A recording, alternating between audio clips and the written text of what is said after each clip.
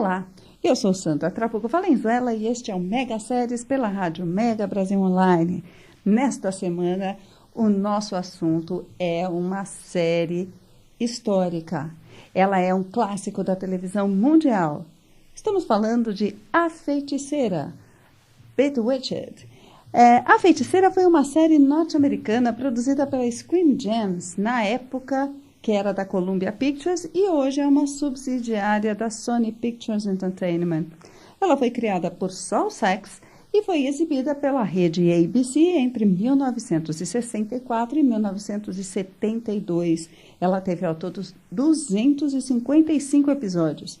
A sitcom apresentava a vida de uma bruxa. Olha, se você não assistiu ainda, assista. É assim, ó, o enredo. A história conta a vida de uma bruxa, né, que tem a sua família, a mãe, o pai, enfim. E ela se casa com um mortal. E esse mortal não aceita uma vida de uma mulher assim independente. É, além de tudo, bruxaria, que pode conquistar o que ela quiser, né? Então, os atores principais são Elizabeth Montgomery, Agnes Moorehead, Dick York e Dick Sargent, que os dois viveram, né, o personagem do marido da Samantha. Samantha era Elizabeth Montgomery. Bom, para falar dessa série histórica, desse clássico da televisão, está aqui com a gente o Sérgio Bairrada das Neves. Tudo bem? Tudo bem, e você? Que bom ter você de novo. Eu que agradeço. O Sérgio, ele é mestre em comunicação pela Unip e também é professor de publicidade e propaganda, também da disciplina de ética, lá da Universidade Anhembi Morumbi, do curso de publicidade, acho que eu já disse, mas reforço, né? Sérgio, é o seguinte, quando a gente estava conversando, né, sobre as séries que a gente mais gostava, tal, é impossível falar das séries clássicas sem falar da Feiticeira. E uma coisa legal da Feiticeira também, entre muitas outras, é que quando nós já conversamos a respeito de Mad Men, né, numa outra oportunidade da série que fala sobre agências de publicidade, da história de uma agência. Por coincidência, na mesma época. Né? Então, aí, quando eu assisti Mad Men, a primeira coisa que me veio à mente foi a Feiticeira e a McManny Tate. A McManny Tate era uma agência de publicidade na qual o James Steven, ou seja, o marido da Samantha, trabalhava. E era a profissão que estava em ascensão nos Estados Unidos ali, porque tudo acontece no início da década de 60. Né? Sérgio, fala para mim um pouquinho, conta um pouquinho como é que é a McManny Tate, como é que você via isso, como é que você enxergava? Aliás, você assistia na televisão quando passava? Eu acho que todo mundo que tem mais de 40 anos assistiu pelo menos um episódio da Feiticeira. Porque passou muito tempo, passou em mais de um canal aqui no Brasil, e por muito tempo, né? Mesmo depois de ter encerrado o último episódio, que foi em 72, assim, ele ainda continuou fazendo várias reprises aqui no Brasil. Uhum. E olha, pelo menos da minha parte, eu era criança, né, quando via entre as muitas reprises, né, da série, o primeiro contato com a profissão de publicitário foi através da Feiticeira. Sim.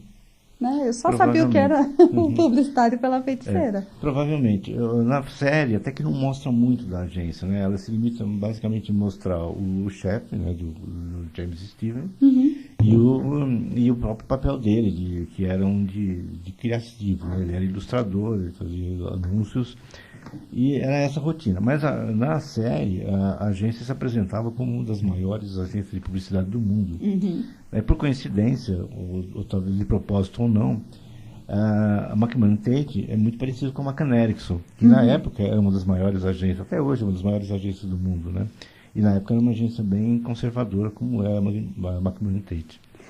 Provavelmente foi com base na McCann também, né? Esse nome, né? Inspirado na McCann. E é o que você falou, nessa época, digamos assim, dos anos 60, 70, houve uma glamorização muito grande da publicidade. Né? Foi quando a publicidade realmente ganhou espaço entre as empresas, viu-se o papel importante que ela tinha, né, na divulgação de produtos, e uma glamorização da profissão também. Né? Eu vi aqui também entre os fatos importantes que aconteceram, né, como a gente estava conversando, por exemplo, um dos temores da produção era justamente o investimento comercial, porque a gente sabe que televisão Vive da publicidade. Sim. Né? Então, quem financiava a produção da Feiticeira era a Quaker, Quaker Oats e a Chevrolet, que eles estavam, na época, justamente do lançamento, eles estavam procurando onde investir. Sim. E a Feiticeira veio a calhar. Né? E o interessante também é que eles ficaram vigiando a série o tempo todo, bem de perto, porque a agência, uma das cláusulas ali contratuais e tal, é que a agência, a McMahon Tate, não poderia de jeito nenhum fazer uma publicidade ou ter algum cliente real que fosse, de repente, uma concorrência. Né? E na primeira temporada, todos os carros que apareciam na série eram da General Motors. Era Chevrolet. Certo, tudo era Chevrolet. Era. Né? Porque só podia esses dois mesmo, Exatamente. né? É isso. Bom, voltando aqui diretamente aos personagens principais. Olha só, a gente sabe, algumas pessoas confundem às vezes a Feiticeira com a Ginny, mas a Feiticeira é anterior, né? Isso. Então, tem alguma coisa da personalidade dessas...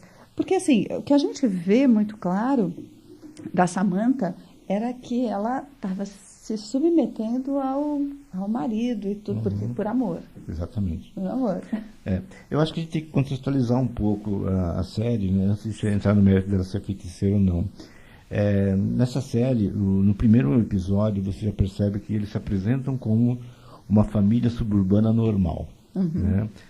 Bem classe média americana, aquele padrão americano, aquele estilo de vida americano. O American Way of Life. Exatamente. Tipo, né? E a série, ela trata basicamente de conflitos e relacionamento entre família. Né? Então, você pode ver que entra e sai cunhado, tio, avô, pai, e assim, vai sempre aparecendo familiares, são sempre conflitos familiares. E o fato dela ser feiticeira é o que dá graça a tudo e é o que dramatiza mais ainda a situação, né? Verdade, verdade. E assim, o marido, o James Steven, ele só aceita continuar casado com a Samantha porque ele só sabe que ela é uma bruxa na lua de mel. Sim. Né? Eles têm um relacionamento muito rápido, tudo acontece muito rapidamente, e ele só descobre porque a Samantha conta que ela é uma feiticeira. Exatamente. E ele aceita, continua com ela, né? Tá apaixonado e tal, mas sem bruxaria. Sem bruxaria. E só depois que ele conhece a sogra também, né? Então, vamos falar da sogra, porque eu acho que é o estereótipo da sogra, né? Daquela sogra que tenta sabotar o relacionamento. Então, é bem o estereótipo da sogra malvada, enfim. A sogra era Endora, né? Interpretada pela Agnes Moorehead. E aí, ela é brilhante, né? A atriz é absolutamente sensacional. Inclusive, ela começou com Cidadão Kane, né? Com Orson Welles e tal. Exatamente. Fala um pouquinho, o que você acha aqui da nossa Endora? Bom, ela é o contraponto, né? Naquela série tá tudo em harmonia, né? Um casal feliz, vivendo em harmonia. A Samantha é uma dona de casa típica, não trabalha, quer dizer, só serve dona de casa. Está sempre preparando o almoço para o marido, ou o jantar para o marido. E aqueles eletrodomésticos? Os eletrodomésticos modernos, aquele tudo limpinho, né? Mas para conflitar tem a Endora que não aceita o casamento de uma bruxa, casar com um mortal, né? E ainda mais que ela não aceita, não vai com ele, e ele também não vai com ela logo desde o começo, né? Então, as vinganças, né? Porque o pobre James Steven virou de tudo, né? Pato, cachorro, ele se transformava em qualquer animal, né? Como castigo que a Endora, né? Que a Endora fazia tudo quanto é tipo de magia. Na lua de mel ela já aprontou uma com ele, né? Conta um pouquinho, você lembra o que era? Mais ou menos, ele estava batendo na porta do quarto da Samantha e quando ele vai perceber, ele está no hall do hotel de Robbie pedindo a chave. Então, a Samantha, né, como a gente já conversou, é o estereótipo da mulher dos anos 60, né? Só que ela assume um papel de submissão. Mas será que, assim, no filme, a ideia realmente era promover a submissão feminina ou era ao contrário? Tem esse contraditório, né? Porque ele é quem dava a última palavra, mas quem mantinha o controle era ela. Se se você perceber, os conflitos que eram gerados pela família dela ou por ela mesma, era ela que resolvia. Até mesmo os conflitos que ele tinha na agência. Um cliente que está para perder, alguma situação embaraçosa, é ela que acaba resolvendo. Né? Ele fica com mérito, ele se torna o chefe da família, mas quem resolve os problemas mesmo da casa é ela. É, né? Ela, né? Porque ela acaba sempre dando um jeito, mas é um jeito mais do que mágico, criativo, né? Sim, exatamente. É a criatividade que supera tudo. É uma das coisas interessantes também, né? De novo, retomando a Indora, ela costumava falar muito, assim, muitos bordões ou muitas expressões que eram utilizadas pelas feministas da época, Sim. Né? Que lutavam pelos direitos da mulher, né? Porque era uma coisa... Era um momento da ascensão feminina, eu nem digo ao poder, mas pelo menos da libertação feminina daquela submissão do marido e tal. E ela que fazia esse, como você disse, esse contraponto, né? A série brincava muito com isso, porque você tinha a prima da Samantha, que era ela mesma, né? Que era a atriz, era menos só que morena, que fazia papel da moderninha. Né? Tinha a mesma idade, não tinha namorado, como era feiticeira, ia para qualquer canto do mundo, sem o menor problema, e não queria de compromisso, queria mais se divertir. E a Samantha, mesma idade, vamos dizer assim, né? Prima, mesma família, mas ela tinha um perfil mais conservador.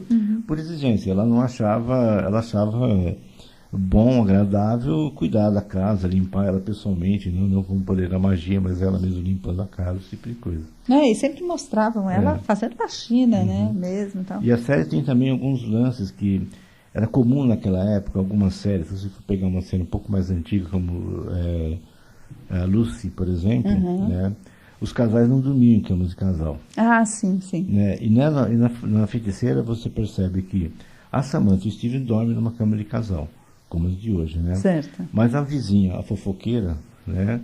Ela e o marido, eles dormem numa cama separadas, duas camas de solteiro, um separadas do outro. Né? Certo. Vale pensar que é da época, né? Da época, exatamente. Assim, havia uma censura na televisão quanto a qualquer sugestão de relacionamento sexual. Sim, né? exatamente. Então, os casais... A Feiticeira rompe um pouquinho com isso, porque ela começa a lidar um pouco mais com isso, né? Para ver que eles estão sempre se beijando. É um selinho, mas estão sempre se beijando, coisa que não é comum em outras séries, né? É verdade. Então, o relacionamento deles é bem marcado como sendo um relacionamento amoroso. O afeto é muito presente ali. Exatamente. Né? Outra coisa, assim, falando um pouquinho da produção mesmo, né? Quando a gente vê a produção, ela foi feita especialmente para Elizabeth Montgomery, né? Porque ela foi, na verdade, o produtor era o próprio marido dela. Então, tudo foi feito em função da... Se não me engano, acho que foi o terceiro marido dela. Terceiro? Ixi, não sei. Ela teve 4. Nossa. Então, mas aí, esse marido dela era um dos grandes produtores, né, da televisão. Então, era o William Asher, né, que era o marido dela na época, então, e ele pensou até em fazer uma outra série em que o casal era tradicional, só que o casal era formado por um frentista e ela seria uma herdeira, mas que se submetia à pobreza, entre aspas, né? A pobreza, assim, porque se você for pensar, ela era riquíssima na história, né, nesse roteiro, e que ela se submeteria à condição social oferecida pelo marido, frentista. Mas aí veio a feiticeira, que quebrou tudo isso. Sérgio, vamos fazer uma pausinha, a gente volta no segundo bloco, continuamos a falar da nossa grande feiticeira. A gente já volta.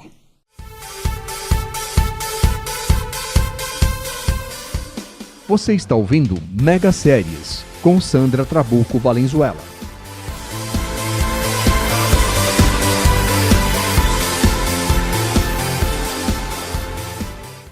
Voltamos com o segundo bloco do Mega Séries, pela Mega Brasil Online. Hoje falando da feiticeira, recebendo aqui no estúdio Sérgio Bairrada das Neves, nosso querido professor e publicitário aqui falando da feiticeira. Bom, antes de continuar, só para dar uma informação a mais também sobre a série, A série, bem no comecinho, quando ela começou a ser produzida, ela enfrentou alguns percalços e foram acima dela, né? Por exemplo, o William Asher, que era o produtor, ele também foi responsável, sabe aquele vídeo da Marilyn Monroe, do Happy Birthday, Mr. President? Não se lembra. Então, é histórico. Pois é, foi o William Asher que produziu esse vídeo. E justamente no primeiro dia de gravações da Feiticeira, o presidente Kennedy foi assassinado. O que houve, né? A partir daí teve que parar, enfim, todo o problema que aconteceu, porque afinal de contas o Asher trabalhou na campanha, né, publicitária, tal, na campanha política do Kennedy, do John Kennedy, e foi preciso dar um tempinho até, pelo menos, pensar como fazer. Pois é. Então, a decisão foi tomada, vamos continuar, porque essa série precisa ir para o ar, afinal tinha contratos publicitários a serem cumpridos. Bom, a série continuou e, inicialmente, também havia muito receio, justamente por ser uma série que abordava bruxaria, e a gente sabe, né, daquela época mais ainda, mas era uma sociedade conservadora, pensando no American Way of Life, que era um dos motes da série, né, Sérgio? Exatamente. O foco da série era isso. Você via que tinha até uma certa propaganda desse tipo de estilo de vida, né, ligado ao consumo, aquela família tradicional, com todo o conforto e assim por diante. Mas era um padrão, assim, a gente estava falando, né, do momento da televisão também, né? Na televisão, no Brasil, ela estava ganhando força, né, até os anos 60. A televisão ainda era um meio de elite, não era todo mundo que tinha um aparelho em casa, era muito caro um aparelho, mas foi se tornando popular. E a série, ela tem esse cuidado, ela foi produzida para um público sem distinção. Ou seja, é uma série que é para você assistir com a família. Isso, é a diversão da família, exatamente, né? Se sentar diante da TV. Exatamente, todo mundo pode assistir, então não tem nenhuma restrição, não é segmentado, não é para adulto, não é para criança. É uma série que tem uma receita que fala com todo mundo. Certo. Né? E a gente fala de bruxaria, de feitiçaria, mas quem não viu a série, né, pode até imaginar que existe, sei lá, ratos, cenas sombrias, nada disso, né? Ela era uma mágica, ela era uma feiticeira, né? A série chamava Feiticeira, mas era uma imagem muito humana da bruxa, né? Da feiticeira. Ela não é feia, não tem chapéu, não tem nariz comprido. Inclusive, eles brincam com esse estereótipo, né? Sempre perguntam para ela, se você é bruxa, por que você não usa chapéu? Eventualmente, ela aparece vestida a caráter. Sim, exatamente. Muito raramente. Raramente. Quando é alguma cerimônia, alguma coisa que ela é obrigada a passar por causa da família, né? E ele, muito a contragosto, acaba aceitando. Mas é uma série bem familiar. Mas depois da terceira temporada nasce a filha deles, a Tabata. Inclusive, né, porque a atriz teve filhos durante... Teve 3 filhos. 3 filhos durante a série. Inclusive, na primeira temporada, ela estava grávida, então ela era mostrada só da cintura para cima, exatamente, só em planos fechados, né? Então, assim, é uma família típica. Depois teve o segundo filho também na série, tiveram 2 filhos, né? Que foram incorporados, né, personagens. Exatamente. Então, é uma série que, assim, para a família toda ver, porque era assim, o segredo de televisão naquela época era gerar audiência, fazer com que na casa toda parasse, sentasse à frente do sofá e assistisse televisão. Assistisse bem daquela época, dos programas daquela época. Né? Pois é. E olha só, creio que as 2 primeiras temporadas são em preto e branco e a terceira que passa a ser colorida, se não me engano, é isso, né? Então, quando a gente vê a figura da Endora, né, é engraçado ver a Endora, porque ela é muito pop art, né? Exatamente. Toda colorida. Ela é psicodélica, né? Colorida, sombra. Então. E ela é a mãe, né? Ela deveria ser a séria, a bruxa, né? Bem mais rigorosa, né? Pelo contrário, né? Exatamente. Ela é a mais liberal de todas. É a que mais apronta, inclusive. Exatamente. Né? Então, uma das coisas também aqui, olha, na primeira temporada, a série já ficou em segundo lugar na audiência da ABC, perdendo só para Bonanza. Lembrando que Bonanza é o seriado também da família americana, afinal de Sim. contas, fala do faroeste e tal. Era uma família. Lembrando que Bonanza também era uma família. família que vivia no Velho Oeste. Acho que a gente precisa fazer um programa de Bonanza. Vivia no Velho Oeste e tal, né? Bem tradicional, né? Bem tradicional, exatamente. Então, eram as duas séries mais importantes e com maior audiência da televisão. E, assim, foi um risco que deu muito certo, né? Olha só, como você falou também da questão do I Love Lucy. Do I Love Lucy, por exemplo, o Asher também trabalhou lá. Então, ele tem essa pegada ele foi diretor de um... Eu não sei bem se foi de um episódio ou de uma temporada, mas ele trabalhou ali no I Love Lucy também. Bom, continuando aqui, vou falar um pouquinho dos outros personagens que a gente tem na Feiticeira. É uma série, como você bem falou, é uma série familiar. Então, do mesmo jeito que a gente tem, toda a família tem, assim, o cara que é engraçado, o bonachão, o sério, o chato, o maluco, sempre tem, especialmente em famílias... O fracassado, o sucesso. Exatamente. Era a mesma coisa da Feiticeira, né? Olha lá, você lembra da tia Clara? Lembra da tia Clara? Lembro da tia Clara, que é a personagem mais velho, mais idoso da série, né?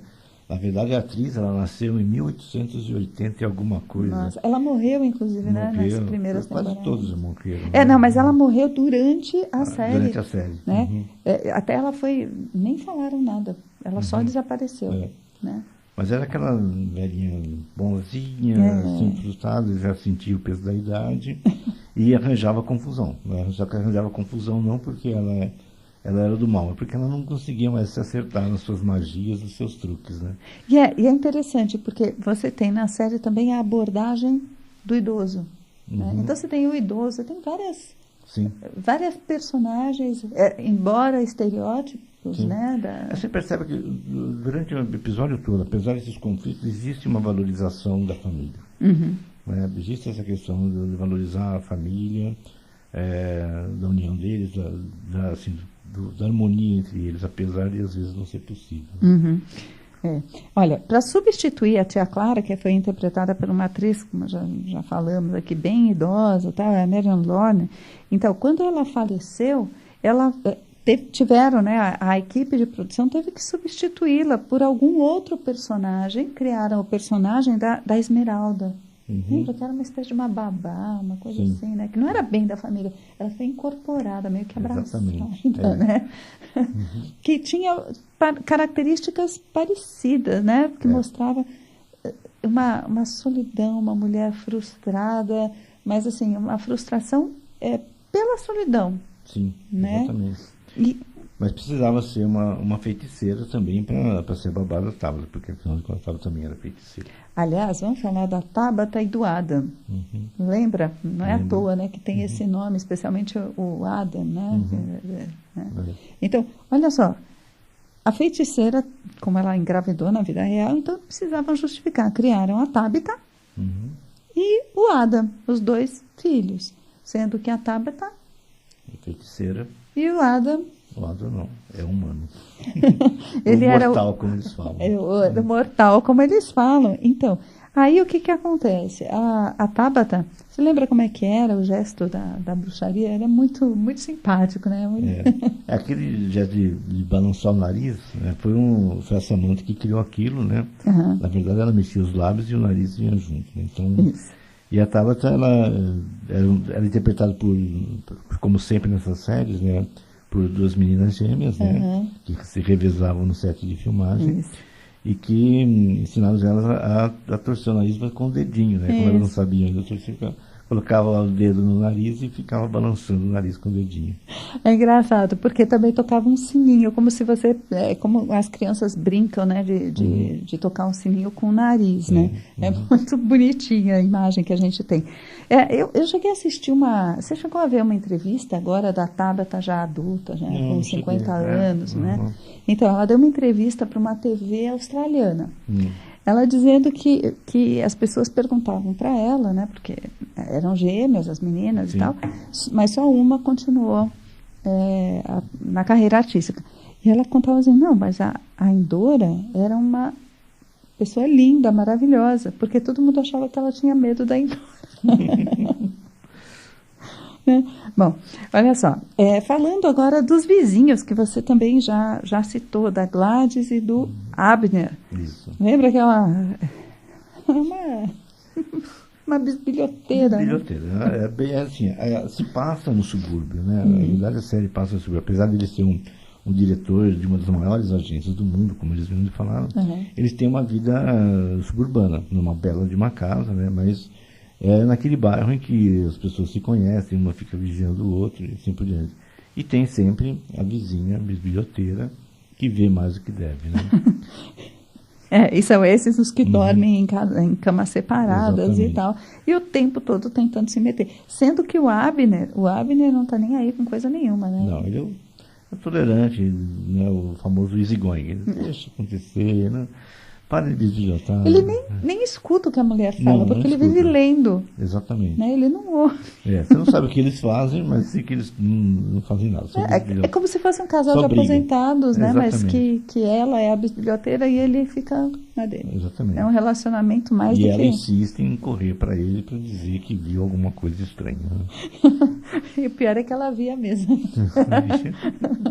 Bom, outra coisa também aqui, falando do pai. É interessante o relacionamento que ela tem com o pai dela, né? A feiticeira. Não sei se você lembra que ele era o Maurice. Maurice, como ele vivia charmoso, um bom vivant, né? Um cara charmoso, elegante, sempre nas altas rodas. Que ele era vivido também por Maurice Evans, e que era, né, e ele sempre fazia o papel como se ele fosse um mágico francês, né? Ele tinha essa... Exatamente. Ele ainda tinha também essa história, né, do francês, do glamour, do charme francês, né? Que é uma coisa que irritava mesmo. Isso apareceu em outros filmes também, essa diferença entre o jeito americano e o jeito francês de viver, né? E ele aceitava, é interessante porque ele aceitava o amor da Samantha pelo James. Típico francês. Que é mais aberto, que é mais tolerante. Isso, é mais a tolerância. E assim, ele sim usava cartola de mágico, carta de mágico. Acho que era o único personagem que se vestia como bruxo. Né? Como bruxo. Bom, olha, nós vamos continuar falando aqui da feiticeira, mas no terceiro bloco do Mega Séries. A gente volta já.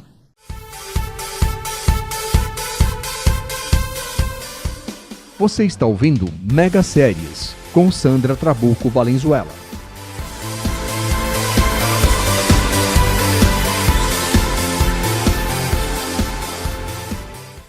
Voltamos com o terceiro bloco do Mega Séries, hoje falando da feiticeira com o nosso convidado, Sérgio Bairrada das Neves. Olha só, vamos retomar aqui uma história, e essa é uma história real dentro da feiticeira, da substituição de um personagem. Você imagina, olha que situação que aconteceu nessa produção, né? Que pode acontecer com qualquer produção também. No caso, a gente tinha o James Stevens, que era o marido da feiticeira, que era vivido pelo ator Dick York. Pois é, durante as filmagens de um longa-metragem chamado Heróis do Barro, né? They Came from Córdoba, de 1955, o Dick York sofreu um acidente que ele machucou a coluna. A partir de então, ele começou a tomar medicamentos. Só que ele começou a piorar, a ponto de que ele ficou dependente dos remédios. A ponto de que também os remédios deixaram de fazer efeito. E teve um dia que ele começou já, né, adoeceu, ele começou a faltar muito nas gravações, ele teve que se ausentar. Tanto é que na série tem alguns episódios em que o ator simplesmente some, o personagem se avisa, a produção avisa, olha, o James foi viajar, numa viagem a negócios e tal, e chega um momento que ele nem volta, porque, aliás, ele desmaia num dia numa das gravações, e o médico proíbe que o ator volte a trabalhar. Tanto é que ele falece um tempo depois. E ele é substituído, então, por outro Dick, o Dick Sargent, que ele é o marido.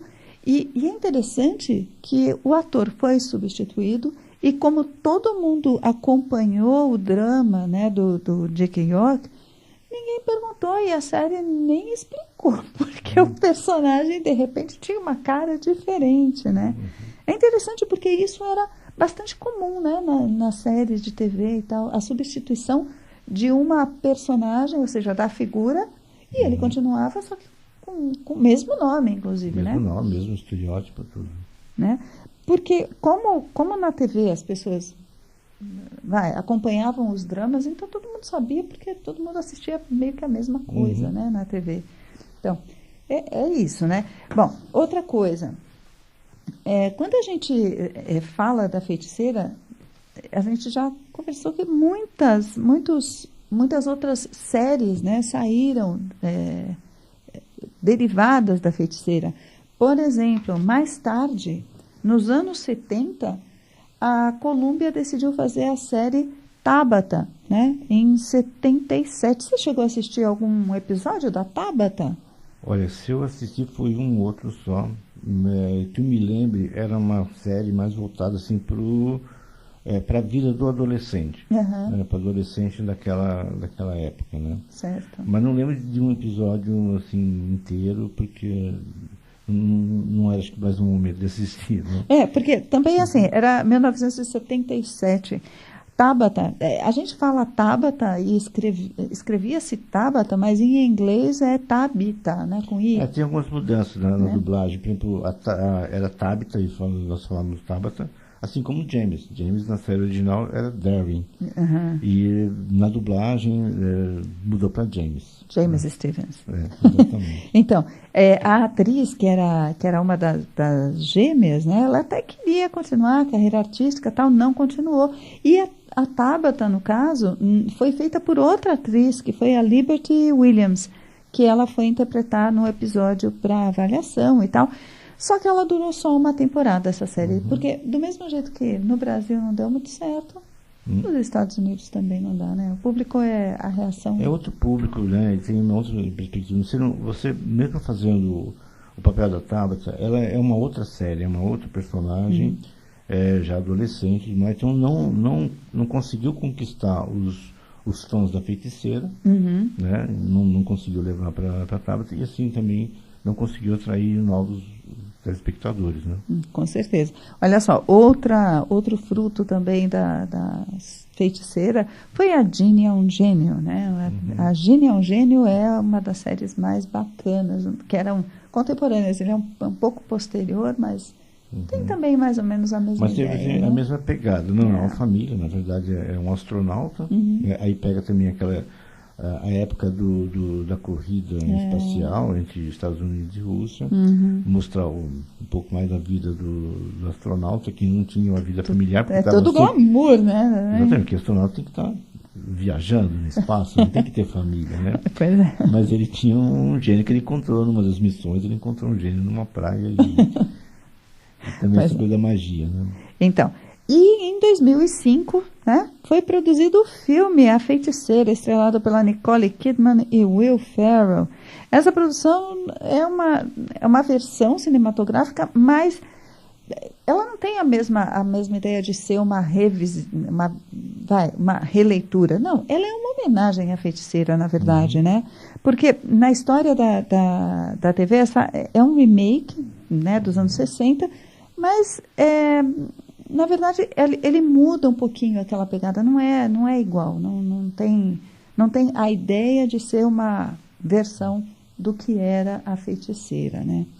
Você chegou a assistir? Você chegou a assistir? Não cheguei a assistir, não. O que acontece é o seguinte, é uma questão de volta à nostalgia, né? Mas você pegar agora, atualmente, quando foi feito o filme, né, em 1990, né? A família já é outra. Essa foi em 2005. 2005. Então, a família já é outra, o mundo já é outro, a visão que o mundo tem do americano também é outra. Então, tudo é diferente, é uma questão de nostalgia. Mas se você for pegar a família dos anos 2000, é a família Simpson.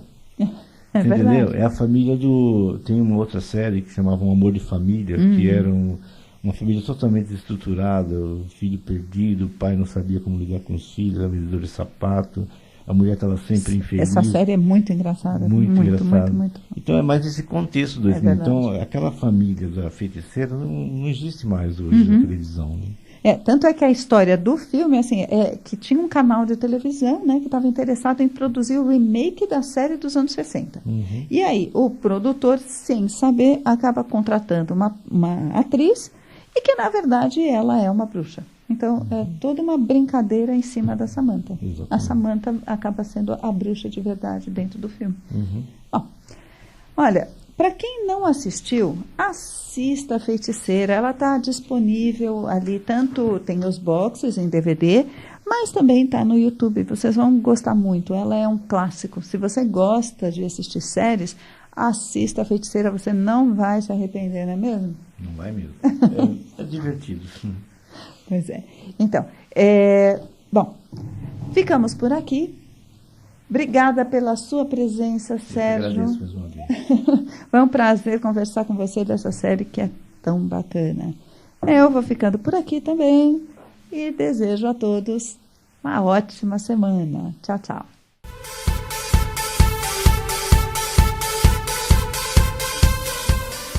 Você ouviu o programa Mega Séries com Sandra Trabuco Valenzuela. Mega Séries é apresentado todas as terças-feiras às 10 da manhã, com reapresentações às quartas às 8 da noite e às quintas às 3 da tarde, aqui na sua rádio Mega Brasil Online, um canal a serviço da comunicação.